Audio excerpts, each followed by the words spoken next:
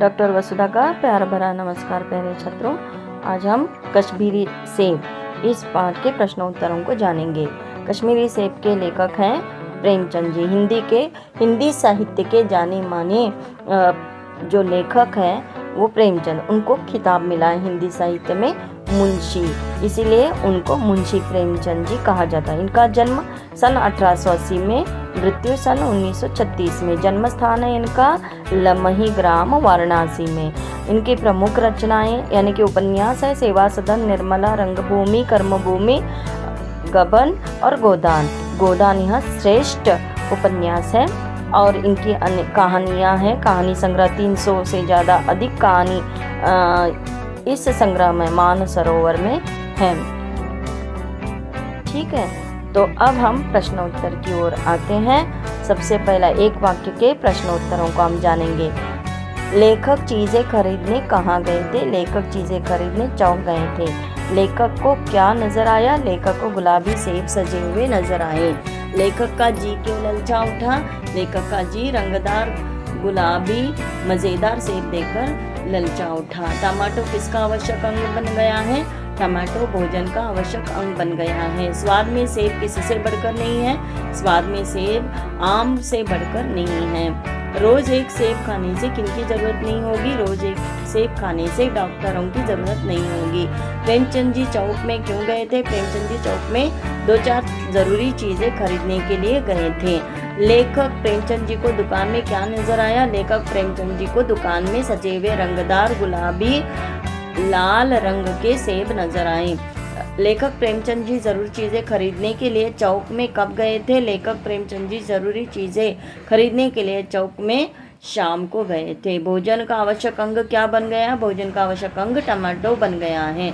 पहले गरीबों की पेट भरने की चीज़ें क्या थी? पहले गरीबों की पेट भरने की चीज़ गाजर थी। अमीर लोग तो किसका हलवा ही खाते थे? अमीर लोग तो गाजर का हलवा ही खाते थे। गाजर को मेज़ों पर स्थान मिलने क्यों लगा है? गाजर में बहुत सारे विटामिन होने के कारण मेज़ों पर स्थान मिलने लगा है। डॉक्टर से बचने के लिए हम क्या खाने के लिए तैयार हो सकते हैं? डॉक्टर से बचने के लिए हम नीम कवड़ी तक खाने के लिए तैयार हो सकते हैं।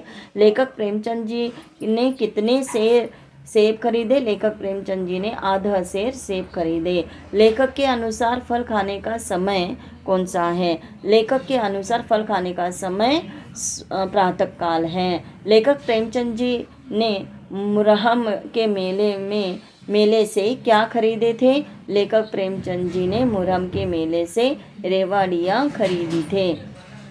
लेखक प्रेमचंद जी को दुकान में क्या नजर आया? लेखक प्रेमचंद जी को दुकान में सेब नजर आए। खरीदारी में सावधानी बरतने की सीख किस पाठ में मिलती है? खरीदारी में सावधानी बरतने की सीख कश्मीरी सेब पाठ में मिलती है। अब हम 2-3 वाक्यों के प्रश्नोत्तरों को देखेंगे। आजकल शिक्षित समाज में किसके बारे में विचार किया जाता है? आजकल शिक्षित समाज में विटामिन और प्रोटीन दुकानदार ने अपने नौकर से क्या कहा? दुकानदार ने अपने नौकर से कहा कि सुनो, आधा सेर कश्मीरी सेब निकाल लाएं, बड़े चुनकर लाना। सेब की हालत के बारे में लेखक किस प्रकार वर्णन करते हैं? पहला सेब सड़ा हुआ था, 1 रुपए के आकार का छिलका गल गया था। दूसरा सेब आधा सड़ा हुआ था।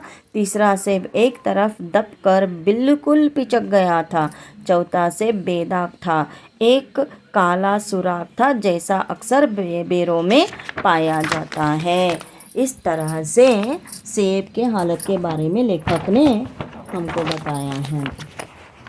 कश्मीरी सेब पाठ से आपको क्या सीख मिलती है? अथवा कश्मीरी सेब पाठ में लेखक पाठकों को क्या चेतावनी देते हैं? प्रेमचंद जी ने खरीदारी के बारे में क्या चेतावनी दी है? इन सारे प्रश्नों का उत्तर एक ही है।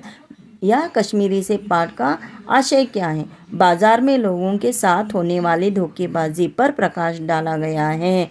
खरीदारी करते समय सावधानी बरतने की आवश्यकता पर जोर दिया गया है। अगर खरीदारी करते समय सावधानी नहीं बरतें तो धोखा खाने की संभावना होती है। इस प्रकार लेखक ने पाठकों को चेतावनी दी है। गाजर को खाने की मेज पर स्थान क्यों मिलने लगा है, अथवा गाजर के बारे में प्रेमचंद जी के विचार लिखिए, अथवा गाजर का क्या महत्व है। गाजर पहले गरीबों के पेट भरने की चीज़ थी। अमीर लोग तो गाजर का हलवा ही खाते थे। गाजर में भी बहुत विटामिन है, इसलिए गाजर को खाने के मेज़ों पर स्थान मिलने लगा है। इस तरह से प्रेमचंद जी गाजर के बारे में अपने विचार बताते हैं। प्रेमचंद जी के अनुसार सेब का क्या महत्व है, अथवा सेब का गुणों के बारे में क्या बताया गया है। रोज़ एक सेब खाने से डॉक्टर के पास जाने की ज़रूरत नहीं पड़ती है। सेब तो रस और स्वाद में अगर आम से बढ़कर नहीं है तो घटकर भी नहीं है। सेब अब केवल स्वाद की चीज़ नहीं, उसमें गुण भी है। इस प्रकार सेब का महत्व लेखक पाठकों को बताते हैं। पाठ के अनुसार फल और सब्जी खाने से क्या लाभ है, अथवा कश्मीरी सेब पाठ में लेखक सब्जी और फल के बारे में क्या कहते हैं। टमाटो को पहले कोई भी नहीं पूछता था, टमाटो अब भोजन का आवश्यक अंग बन गया है।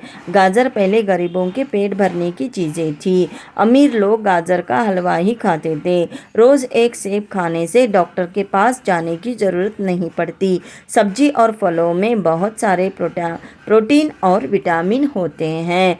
इस प्रकार लेखक सब्जी और फल के बारे में हम पाठकों को बताते हैं।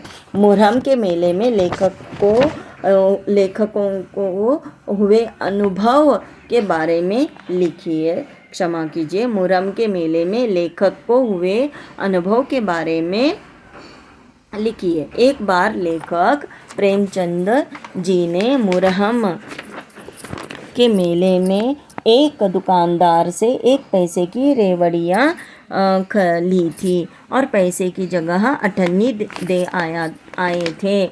घर आकर जब अपनी भूल मालूम हुई तो दुकानदार के पास दौड़ कर चले गए। आशा नहीं थी कि वह अठन्नी नहीं लौटाएगा, पर लेकिन उसने प्रसन्न चित्त से अठन्नी लौटा दी और उल्टे लेखक से क्षमा मांगी। इस प्रकार लेखक अपने अनुभव को पाठ में व्यक्त करते हैं।